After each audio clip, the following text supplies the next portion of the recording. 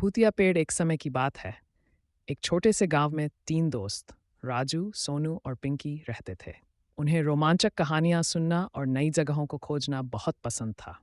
लेकिन गांव के बाहर एक पुराना बड़ा पेड़ था जिसे सब भूतिया पेड़ कहते थे। लोगों का मानना था कि रात में वहां अजीब आवाजें आती हैं और जो भी उसके पास जाता है वह डर के मारे भाग आता है। ये सब झूठी कहानियां हैं, एक दिन राजू ने कहा। हमें खुद जाकर देखना चाहिए। सोनू और पिंकी पहले तो डर गए, लेकिन फिर वे भी तैयार हो गए। तीनों ने योजना बनाई कि वे रात को पेड़ के पास जाकर देखेंगे कि वहां सच में कुछ है या नहीं। अगली रात वे तीनों टॉर्च लेकर भूतिया पेड़ की ओर बढ़े। हवा ठंडी थी और चारों ओर सन्नाटा था। जैसे ही वे पेड़ के पास पहुंचे, अचानक ठंडी हवा का झोंका आया और पत्तियां सरसराने लगीं। पेड़ की टहनियां अजीब तरीके से हिलने लगीं, मानो कोई उन पर झूल रहा हो।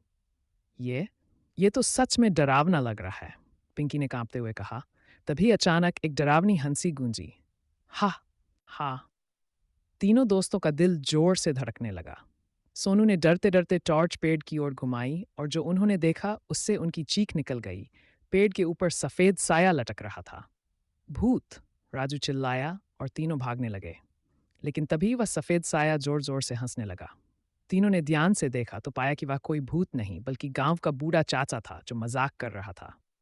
अरे बच्चों, ये भूतिया पेड़ नहीं है, चाचा ने हंसते हुए कहा। गांव वाले इसे भूतिया समझते थे, लेकिन असल में ये बस पुराना पेड़ है जिसकी टहनियां हवा में अजीब आवाजें करती हैं। तीनों दोस्तों ने राहत की सांस ली और फिर जोर से हंस पड़े। वे गांव लौटकर सबको बताने लगे कि भूतिया पेड़ की सच्चाई क्या है। शिक्षा: कई बार जो चीजें डरावनी लगती हैं वे असल में वैसी नहीं होती। डर पर काबू पाने के लिए सच्चाई का सामना करना जरूरी है।